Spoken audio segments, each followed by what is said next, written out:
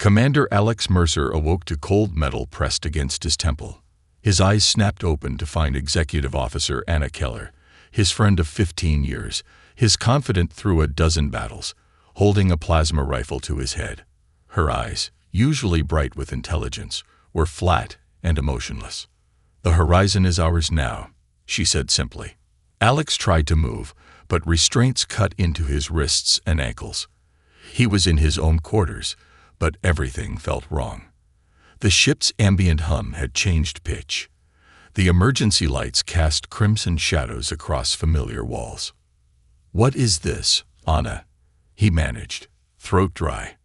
"Evolution in action." She stepped back, allowing him to see the others. 5 crew members stood behind her, faces he knew well. His tactical officer, his chief engineer, his communications specialist, all watching him with the same empty expressions.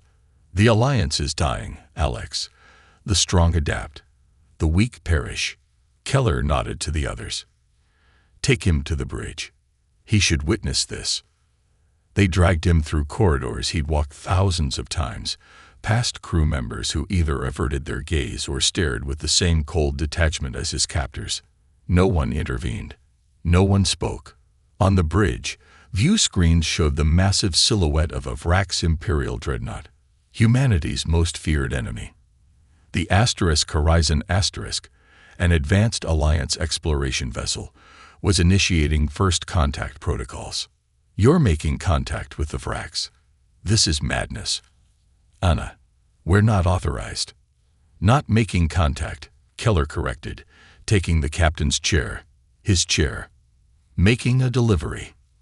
Lieutenant Reed, his communications officer, spoke without turning from his console. "Transmission package ready, Commander Keller." Alex felt ice spread through his veins. "What are you sending them?" Keller's smile never reached her eyes. "Alliance Defense Grid access codes, patrol routes, identification protocols, everything they need to bypass our outer colony's defenses." She leaned forward. "But don't worry, they're not the end recipients." The realization hit him like a physical blow. "You're not working for the Vrax." "The Vrax are predictable brutes," she said dismissively. "Our employers have broader vision." Alex strained against his restraints until blood slicked his wrists. "Who, Anna? Who could possibly be worth this level of treason?" "The future," she nodded to Reed. "Send the package." "What about loyal crew members?" Alex demanded. "There are 300 people on this ship, mostly reassigned before this mission." Keller shrugged. "The rest will learn to adapt. Or not." The ship's usually a constant presence, remained silent. Another betrayal. They'd compromised Athena too. Alex caught movement from the corner of his eye. Navigator Chen, monitoring the sensor array, met his gaze for a fraction of a second. A nearly imperceptible nod. Not everyone had turned. "Transmission complete," Reed announced. "Perfect timing." Keller stood. "And now the performance portion of our program." A mock trial followed. Charges of treason, espionage, conspiracy. The evidence, all fabricated, scrolled across displays while Keller narrated for ship's records. Alex recognized the technique, creating a counter-narrative to hide their own betrayal. "Commander Alexander Mercer, you are hereby stripped of rank and sentenced to exile." They took his uniform, leaving him in standard underclothes. 4 security officers dragged him to the launch bay where a battered escape pod waited, an older model, barely functional. "Nothing personal, Alex," Keller said, watching him being secured inside. "You're a good officer. Just obsolete." As they sealed the hatch, Chen appeared, carrying emergency supplies. "Rations for the condemned," he announced loudly, shoving the pack inside. The last thing Alex saw was the Horizon preparing for hyperspace jump, abandoning him in Vrax territory with minimal life support and no communications. Inside the cramped pod, as emergency thrusters pushed him away from his ship, his home, Alex examined Chen's emergency pack. Between standard rations, his fingers found something unexpected. A small data chip, hidden in a ration bar wrapper. In the void between stars, surrounded by enemies both old and new, Alex Mercer began to understand just how completely his world had shattered, and how much larger the conspiracy might be. Emperor Draal of the Vrax Imperium stood motionless on the command deck of the dreadnought Eternal Valor, his massive 9-foot frame casting long shadows across the tactical displays. 4 arms, the upper pair folded in contemplation, the lower set resting on ceremonial weapons, remained perfectly still as he studied the drifting human escape pod. "Destroy it," War Minister Kivoth suggested, mandibles clicking with anticipation. One less human commander to pollute the void. "Scans indicate minimal life support," the sensor officer reported. "The occupant will perish within hours regardless." Draal's amber eyes narrowed. Alliance ships didn't abandon their own, especially not high-ranking officers. Something was irregular. "Bring it aboard," he commanded, surprising his war council. "Emperor, with respect," Kivoth began. "When your enemies discard something," Draal interrupted, "it either has no value, or value they cannot see."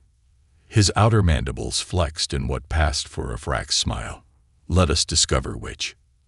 Alex Mercer regained consciousness as massive clawed hands dragged him from the pod. The Vrax boarding team, armored behemoths with chidnous exoskeletons, hauled him through corridors designed for creatures half again his size. Blood trickled from reopened wounds. Breathing hurt, probably broken ribs. But pain meant life, and life meant a chance. They brought him to what could only be the command center.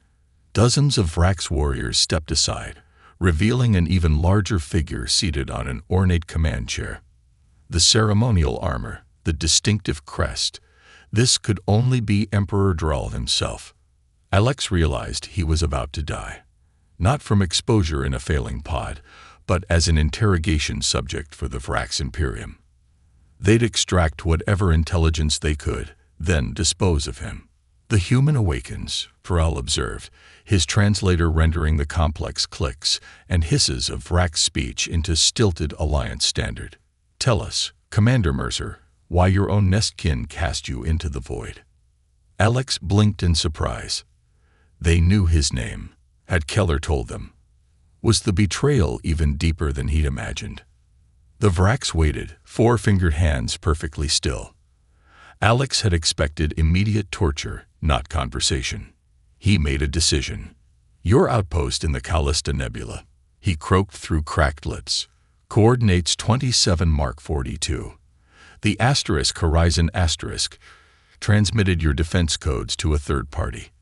They're planning an attack within 12 hours. He coughed, tasting blood.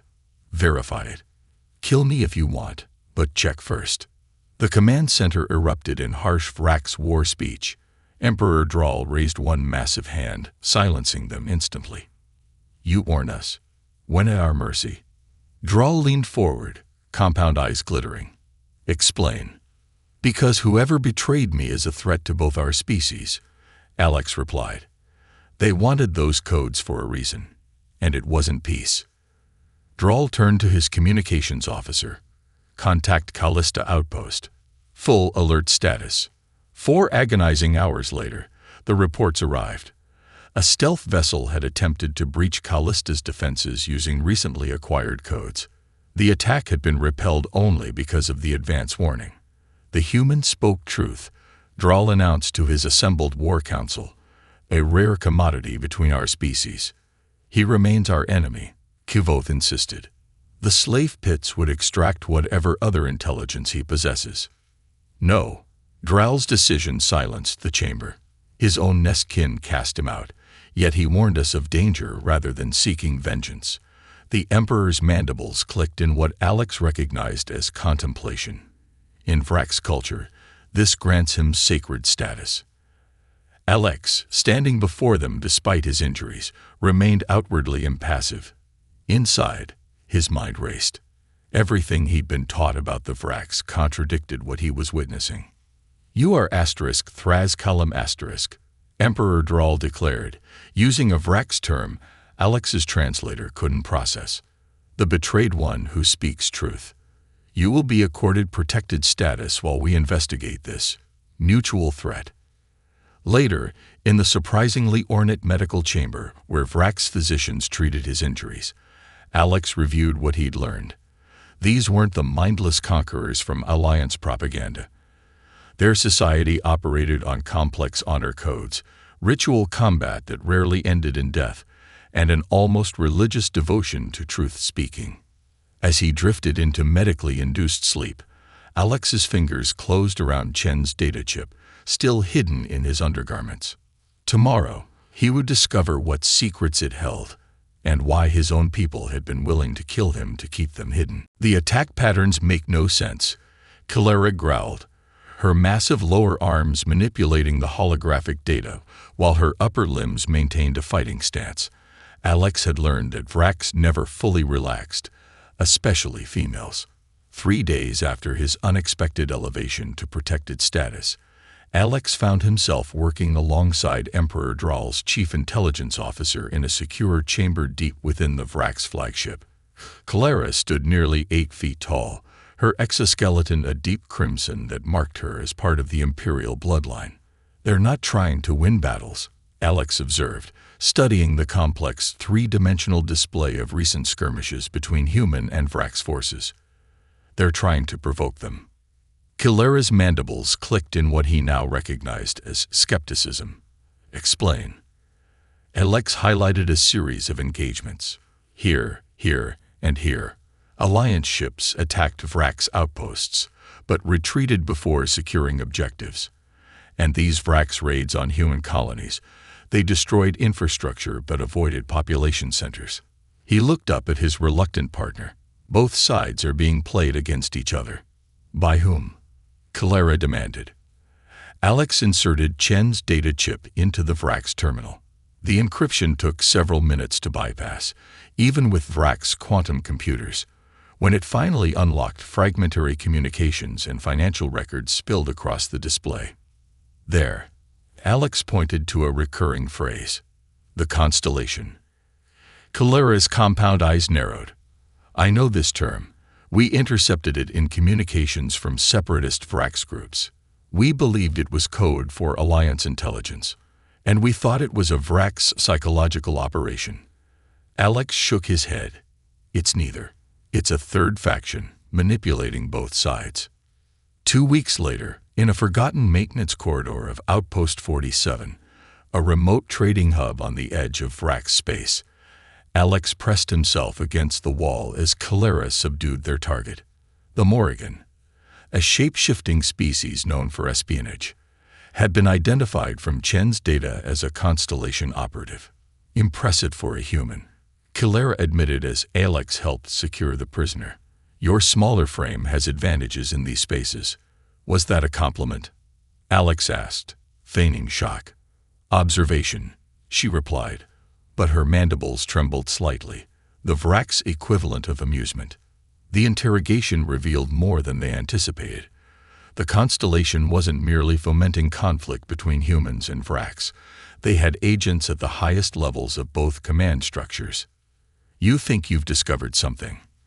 The Morrigan laughed, its gelatinous features rippling. You've merely scratched the surface. The constellation has manipulated 1,000 species across 1,000,000 years. You're nothing but temporary pieces in a game beyond your comprehension. Why humans, and Vrax specifically? Alex pressed. The Morrigan's fluid face formed what might have been a smile. Because together, you'd be problematic. Transmission failed. Clara announced, her voice uncharacteristically tense. All channels are being actively blocked. Alex paced their secure room, examining options. They'd compiled irrefutable evidence, identical sabotage techniques used against both species, communication patterns showing coordination, financial trails linking his betrayers to Vrax separatists, all pointing to the constellation. We need to get this to Emperor Drawl and Alliance Command. Alex insisted. Every day we delay. The proximity alarm cut him off. Clara checked the security feed and hissed sharply. 3 teams converging. Mixed forces, human and Vrax operatives working together. Constellation agents, Alex concluded. Their location had been compromised within hours of attempting transmission. Clara drew her ceremonial blades. The main exit is already covered. Alex pulled up the outpost schematic they'd memorized. Maintenance tunnels. Section C4. If we can reach the landing bay. A blast rocked the chamber. The door's reinforcement began to glow as cutting tools chewed through the alloy. Time to move, Clara said, opening a concealed panel. As they crawled through cramped service tunnels, Alex's mind raced. The Constellation had responded with overwhelming force to silence them. The question that haunted him, why were they so afraid of humans and Vrax discovering each other's truths? When they emerged near the landing bay, 5 minutes ahead of their pursuers, Alex checked the data chip one last time. The final decoded entry contained coordinates to a remote system and a single phrase: the synthesis awaits. Whatever the Constellation feared about human-Vrax cooperation, the answer lay there. Again. Master Vrexkel's roar echoed across the training chamber as Alex Mercer picked himself off the floor for the 20th time. His body was a canvas of bruises, dark patches blooming across human skin, never meant to withstand Vrax combat training. 6 weeks had passed since their narrow escape from the Constellation assassins. Emperor Draal had hidden them in the ancient temple fortress of Karvosh, a sacred training ground where generations of Vrax warriors had honed their skills. No outsider had ever set foot here, until now. Your stance is wrong, Vrexkel growled, towering over Alex. Unlike most Vrax, the combat master wore minimal armor, his exoskeleton scarred from countless battles. You position as if you have 4 arms. You have 2. Adapt. Alex wiped blood from his lip and resumed the stance. The physical differences between human and Vrax had never been more apparent. They possessed overwhelming strength, secondary limbs, natural armor. He had. What exactly? I can't match your strength, Alex admitted. I never will. Then cease trying, Vrexkel countered. What do humans possess that Vrax do not? Alex thought of Alliance basic training, of everything he'd been taught about combat. Nothing seemed applicable here. What makes humans feared? Vrexkel pressed. Not your technology. Not your numbers. Alex remembered Clara's words during their escape. Your smaller frame has advantages. He looked around the chamber, at the weapons rack, the support columns, the varying heights of the floor. Understanding dawned. When Vrexkel attacked again, Alex didn't try to block the powerful strike. Instead, he redirected his body, using the Vrax's momentum against him, transforming strength into vulnerability. Not matching power with power, but turning power into a disadvantage. Vrexkel stumbled, just slightly, and Alex saw genuine surprise in those compound eyes. The human learns, Emperor Draal observed from the viewing balcony. Clara watched the training session with mandibles tightly closed, a sign of concentration. Differently than we do. He experiments. Below them, Alex was incorporating elements of 5 different Vrax combat forms into movements that seemed chaotic, but followed some internal logic only he understood. Such adaptation would take a Vrax decades, High Commander Vexkar remarked. That, Draal replied, is why humans are feared. Alex collapsed onto his sleeping platform, exhaustion seeping into every cell. 2 months of training, and his body had begun to change. Lean where it had been soft, hard where it had been flexible. But the greater transformation was happening in his mind. He activated Chen's data chip, examining the encrypted communication fragment for the 1000th time. Architect confirms the synthesis preparations advance on schedule. The hybrid protocol. The message ended there, but tonight, Alex made a connection he'd missed. He summoned Clara through the comm unit. The Constellation fears human Vrax cooperation, he said when she arrived. But they're creating something called the synthesis, which could be their own version of human Vrax hybrids. Kalera's eyes narrowed. Controlled by them, rather than evolving naturally. Exactly. Alex paced the chamber. They're not preventing cooperation. They're ensuring they control it. A sudden alarm shattered their discussion. Warning glyphs flashed across the Vrax communication panel. Perimeter breach, Kalera translated, reaching for her weapons. Constellation agents have found us. The training chamber became a battlefield. 3 Constellation assassins, 2 humans, and a Vrax traitor had infiltrated the temple, killing 4 guards. Their target, the human who knew too much. Alex found himself facing the Vrax assassin while Kalera engaged the humans. The traitor was larger than any Vrax he'd trained against, specialized combat augs visible beneath his shattered exoskeleton. Your species cannot even imagine what comes, the assassin hissed, striking with augmented limbs. But something had changed in Alex, where once he would have retreated from such overwhelming force. Now he saw patterns, weaknesses, opportunities. The Vrax moved with predictable power. Alex moved with something new. Vrax technique filtered through human adaptability.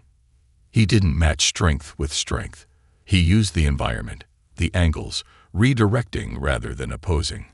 When the assassin struck a killing blow, Alex was no longer there. The watching Vrax warriors fell silent as Alex moved with impossible speed, turning the assassin's strength against him, using momentum to enhance his own limited power. When the final strike came, it targeted a vulnerability no Vrax would have considered, a neural junction that required precision over force. The assassin collapsed, immobilized but alive. "Impossible," whispered High Commander Vexkar. "He learned in weeks what takes our warriors decades." "No," Emperor Droll replied, watching as Alex secured rather than killed his opponent. He did not become Vrax. He became something new. Something that the Constellation feared enough to kill for. The shuttle's engine screamed in protest as it plunged through Tartarus's turbulent atmosphere. Inside, emergency lighting bathed the cockpit in crimson as Alex fought the controls. "Port stabilizer failing," he announced, voice steady despite the violent shaking. "Auxiliary power diverted." Beside him, Kalera examined the damage readouts, her massive frame secured by reinforced restraints. "The Constellation pursuit vessel damaged us more severely than initial scans indicated. Structural integrity at 37%. "We'll make it," Alex insisted, wrestling the shuttle through a particularly violent air pocket. Kalera's mandibles clicked in what he now recognized as skepticism. "Your optimism is irrational." The landscape below was a chaotic patchwork of twisted urban sprawl and rust-colored wilderness. Tartarus, the infamous frontier world that bowed to neither alliance nor imperium. A lawless melting pot of species seeking to escape their respective governments. And their only option for sanctuary. The landing was less controlled crash, more survival event. As emergency foam engulfed them to absorb impact, Alex caught a final glimpse of the viewport shattering. "The environmental toxins will kill us within days," Kalera announced after analyzing the atmosphere with her wrist scanner. They stood amid the smoking wreckage, surveying the blasted landscape. "We should make our final stand here rather than die slowly." Alex was already examining the distant settlement through their remaining functional scope. "Those are Corveni structures," he observed, recognizing the distinctive architecture. "Scavengers. They'll be here soon to pick over the crash. Then we prepare for combat," Kalera concluded, checking her weapons. Or Alex suggested, holding up a damaged but valuable Vrax navigation module. "We negotiate." 3 hours later, they had breathing filters, local currency, and directions to the nearest trading hub, all in exchange for salvage rights to their downed shuttle. The Corveni scavenger captain, a hunched, feathered humanoid with specialized breathing apparatus, studied Alex with unnerving intensity. "Human with Vrax?" she asked in broken trade speak. "Not normal. Not safe." "Which makes us interesting," Alex replied smoothly, "and potentially valuable to the right people." By their 3rd day on Tartarus, The contrast between human and Vrax approaches had never been more apparent. Kilera excelled at direct challenges, but struggled with the chaotic, ever-shifting alliances of the frontier world. When a Dulmer merchant attempted to swindle them, her instinct was immediate confrontation, which would have drawn unwanted attention. Instead, Alex navigated the situation by leveraging the merchant's rivalry with another shop owner, securing both their silence and better accommodations in the process. "Your species confounds me," Kilera admitted as they secured their new shelter, a cramped but defensible room above a trading post. "You lack physical prowess, yet achieve your objectives through unpredictability. Your species plans for perfection," Alex explained, improvising modifications to their breathing filters. "Mine plans for failure. We expect things to go wrong." "Inefficient," Kilera observed. "Realistic," Alex countered. "The universe is chaos. Adaptability beats strength every time." Later, as they navigated the teeming alien marketplace, Alex's point was proven again. When Constellation drones swept overhead, the Vrax instinct was to engage, a potentially disastrous action.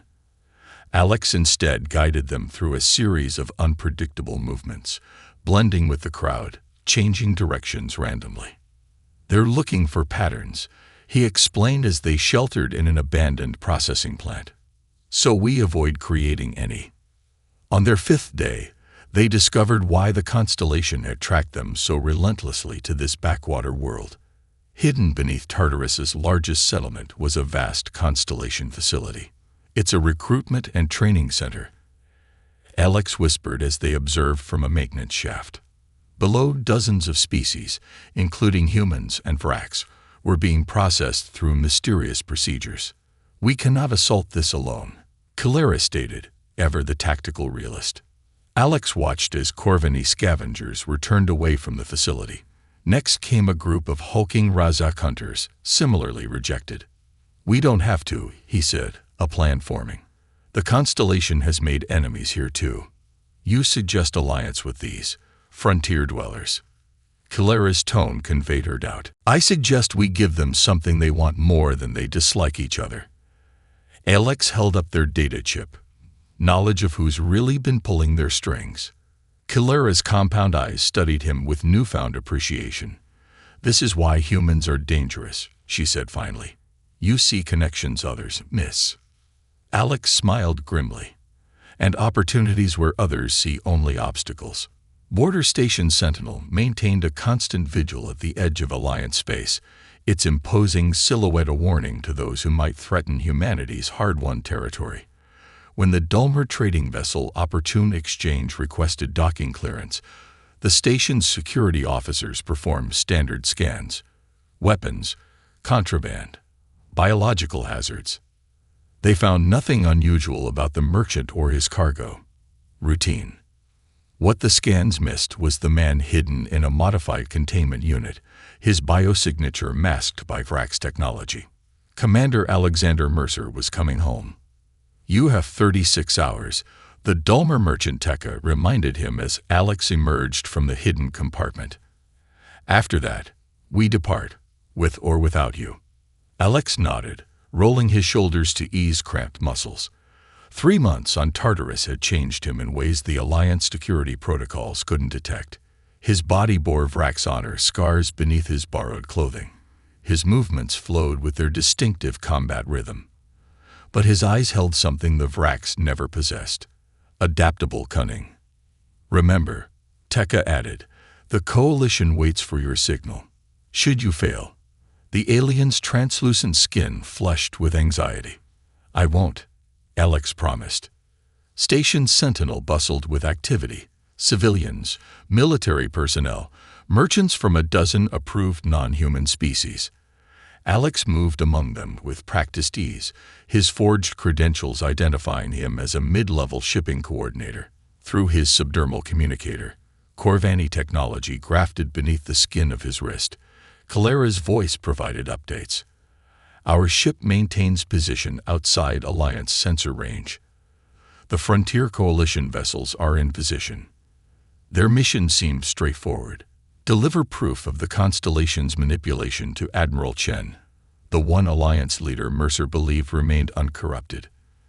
The evidence was compelling. Data collected from the Tartarus facility, testimony from liberated prisoners, financial transactions linking the conspiracy to high-level officials. But reaching the Admiral proved impossible. Every attempt to schedule a meeting was blocked by layers of bureaucracy, every message intercepted, every approach monitored. The Constellation's reach extended deeper into Alliance command than he'd feared. On his second day aboard Sentinel, Alex's identity was compromised. He was reviewing station schematics in his temporary quarters when the security alert sounded. Through the reinforced window, he watched security teams deploying throughout the habitat ring. "They'd discovered you," Calera confirmed through the communicator. "All exits are being sealed." Alex closed his eyes briefly. "Contingency Plan Gamma. The Coalition vessels are moving to support positions," she replied. "But extraction will be challenging. Just be ready." Alex removed his civilian jacket, revealing the lightweight combat harness beneath. This is about to get messy. What followed would later be called the Miracle at Sentinel. Station security footage, subsequently leaked to the Galactic net, showed something that defied training manuals and tactical doctrine. One man, surrounded by Alliance security forces, moved like nothing human intelligence had ever documented. He didn't fight like an Alliance soldier. He didn't move like any known combatant. He flowed between Vrak's power strikes and human adaptability, using environmental features as weapons, turning overwhelming force against itself. When cornered by elite security teams, he employed techniques that left his attackers incapacitated but alive. Most remarkable, amid the chaos, he systematically evacuated civilians from combat zones, creating safe passages for non-combatants while broadcasting fragments of evidence against the Constellation. Station Commander Reeves watched in disbelief as his security feeds showed Mercer disabling a 12-person tactical team without causing a single fatality. "What the hell is he?" Reeves demanded. His executive officer shook her head. "According to records, Commander Alexander Mercer died 3 months ago. Whoever this is, it's him." A new voice interrupted. Admiral Chen stood in the doorway, eyes fixed on the security feed. "And he's trying to tell us something." The Constellation, its hand forced by Mercer's very public revelations, abandoned subtlety. Throughout the station, sleeper agents activated, targeting both Mercer and Admiral Chen. As the firefight intensified, station-wide broadcasts introduced a new figure, a charismatic human Vrax hybrid calling himself the Emissary. "Citizens of the Alliance," the grotesque figure announced, features unnaturally blending human and Vrax characteristics. Commander Mercer represents an existential threat to species purity. His corruption by Vrax influence cannot be tolerated. The broadcast continued as Mercer fought his way toward the docking bay where Tekka waited. The Constellation stands for natural order, separation and purity of all species. Mercer's abomination cannot be allowed to spread. The revelation stunned both Alliance personnel and civilians watching the broadcast. The Constellation had been performing illegal hybridization experiments while publicly preaching species separation. As riots erupted across the station, Mercer reached the docking bay with Admiral Chen's data drive, containing both the evidence he'd brought and new intelligence about the Synthesis, a massive Constellation project at the edge of known space. The true purpose of the Constellation was finally becoming clear. Emperor Drell stood before the combined Vrax High Command, his massive frame silhouetted against tactical displays showing simultaneous attacks across Vrax space. The chamber, carved from the sacred black stone of their homeworld, had witnessed 10,000 cycles of military planning, but never anything like this. "For 10,000 cycles, we believed humans were our greatest threat," he rumbled, mandibles clicking with emphasis. "Today, I stand before you to propose the unthinkable. They may be our only salvation." Murmurs of outrage rippled through the assembled commanders. High General Vrexkow, Alex's former combat instructor, stepped forward. The evidence from the human Mercer is compelling, he admitted. But alliance with prey species, it violates ancestral doctrine. Ancestral doctrine did not anticipate the constellation, Drall countered, or their precursor masters. The tactical displays shifted, showing new attacks. Power grids failing across 3 Vrax colony worlds, defense installations targeted with surgical precision, communication hubs destroyed by unknown weapons. They strike us now because they fear what we might become together, Drall continued. What Mercer has already become. Across the galaxy, a similar scene unfolded in the Alliance Emergency Council. Admiral Chen presented Mercer's evidence to stunned representatives, the recording from Station Sentinel, data from the Tartarus facility, intelligence on the constellation's true purpose. These attacks aren't random, Chen explained as reports flooded in of simultaneous strikes across human space. They're designed to prevent any possibility of human-Vrax cooperation. Cooperation with the Vrax is unthinkable, General Santos objected. They've slaughtered millions of our people. As we have theirs, Chen replied calmly. Both sides manipulated by the same puppet master. The Admiral activated a secure channel. The holographic figure that appeared caused security officers to raise weapons instinctively. Emperor Drall of the Vrax Imperium. Your human speaks truth, the Emperor stated without preamble. The constellation strikes my worlds as they strike yours. Same tactics. Same objective. The council chamber erupted in argument. In the chaos, few noticed a second transmission activating. Alex Mercer, speaking from his frontier base. We don't have time for historical grievances, Alex interrupted, his voice cutting through the noise.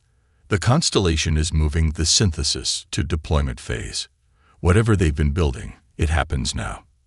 Silence fell as both human and Vrax leaders realized the same man was communicating simultaneously with both species, the only being in the galaxy fluent in both human and Vrax battle doctrine. Against all historical precedent, a joint command structure formed. The frontier coalition that Alex and Kalara had assembled provided neutral meeting grounds. Human and Vrax tacticians, their mutual distrust evident but suppressed by necessity, shared intelligence for the first time. The pivotal point came when long-range scanners detected massive constellation forces massing at Nexus Station, a neutral trading hub where their strike could cripple both civilizations. They must be stopped there, Kalara insisted during the joint briefing. Agreed.